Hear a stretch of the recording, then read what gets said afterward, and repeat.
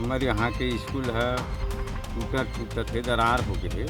बिल्कुल स्थिति ऐसी है कि बैठने ही लायक नहीं। हम लोग अस्थायी रूप से भवन में शाला संचालन कर रहे हैं।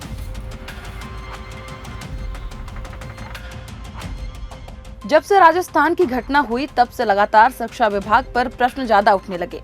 हालात तो पहले से ही खराब थे, लेकिन उजागर होना शुरू हुए राजस्थान की घटना के बाद, या यूं कहें कि जर्जर स्कूल की इमारत ज्यादा सुर्खियों पर रहने लगी। इसके बावजूद शासन प्रशासन के कानों में जू तक नहीं रेंगती। अब जरा सोचिए आप खुद ही, प्रदेश में कितनी स्कूलें हैं, किस अवस्था में हैं, क्या किसी भी जिम्मेदार अधिकारी को नहीं मालूम होगा?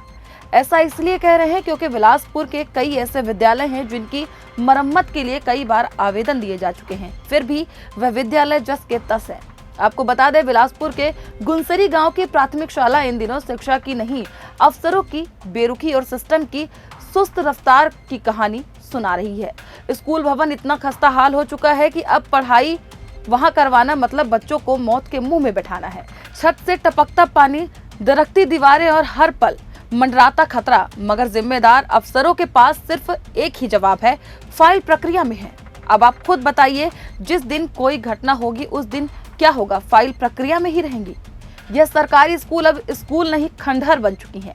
हालात इतने खराब हैं कि बच्चों को स्कूल भेजना माँ बाप के लिए रोज एक डर का कारण बन गया है, लेकिन अफसरों के लिए ये सिर्फ एक अनुदान प्रस्ताव है जो सालों से मंजूरी का इंतजार कर रहा है। वहीं प्रधान पाठक का कहना है कि दर्जनों बार आवेदन दिए जा चुके, चप्पलें घिस गई, लेकिन बाबुओं की कलम आज तक टस से मस नहीं हुई। लगता है जब तक किसी मासूम की जान नहीं जाएगी तब तक फाइलें खुलेंगी नहीं। सुनिए स्कूल के प्रिंसिपल का क्या कहना है। जी, मेरा नाम राजेंद्र प्रसाद सिदार है। प्राथमिक शाला जो पर गुलसरी का प्रधान पाठक हूँ मेरे यहाँ स्कूल स्थिति बहुत जर्जर है। इसके पूर्व मरम्मत कार्य कराया जा चुका है। तो छत का प्लास्टर नीचे गिर रहा है, दीवार से पानी रिस रहा है, छत से भी पानी टिपक रहा है। बिल्कुल स्थिति ऐसी है कि बैठने ही लायक नहीं है। वैकल्पिक व्यवस्था के रूप में हम तो हमारे स्कूल के बगल में ही संत राम ध्रुव के घर में वैकल्पिक व्यवस्था के रूप में लगा रहे हैं, और इसके पूर्व भी सूचना उच्च अधिकारियों को दिया गया था और उसके अभी भी उच्च अधिकारियों को अवगत करा दिया गया है, और शाला प्रबंधन समिति को भी सूचना दे दिया गया है कि हमारे स्कूल बहुत जर्जर स्थिति में है।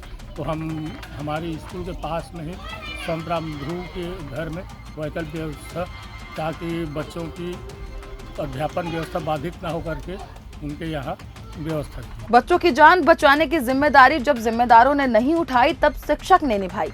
स्कूल भवन की हालात देखकर अफसरों ने कुछ नहीं किया, तब प्रधान पाठक ने खुद पहल कर पास के एक निजी मकान में पढ़ाई शुरू करवा दी ताकि मासूमों की शिक्षा भी ना रुक पाए। लेकिन आप खुद सोचिए, इस तरह के शासन प्रशासन में बच्चे कैसे पढ़ पाएंगे? वहीं आइए आपको सुनाते हैं स्कूल की शिक्षिका आरती का इस विषय में क्या कहना है। मैं श्रीमती आरती राजपूत, शासकीय प्राथमिक शाला आदिवासी पारा गुलसरी की शिक्षिका हूँ। यहाँ पे भवन की बहुत समस्या है। हम लोग अस्थायी रूप से भवन में शाला संचालन कर रहे हैं। उच्च अधिकारियों को अवगत करा दिया गया, उनके द्वारा आश्वासन दिया गया है कि जल्द ही जल्द 3 कक्षों का अतिरिक्त कक्ष का निर्माण कर दिया जाएगा।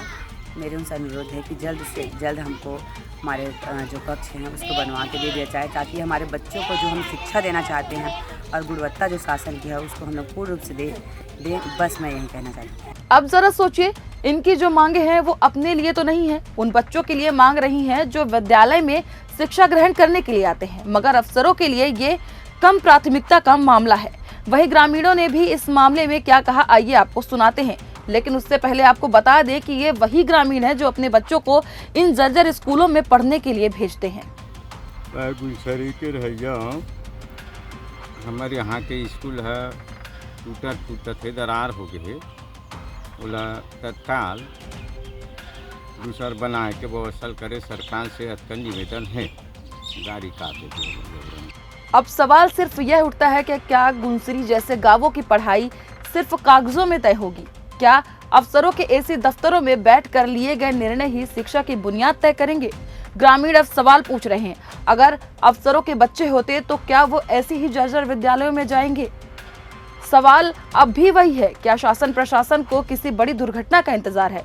इस विषय में आपकी क्या राय है, हमें कमेंट करके जरूर बताएं। कैमरामैन राहुल ठाकुर के साथ पिंटू दुबे की रिपोर्ट।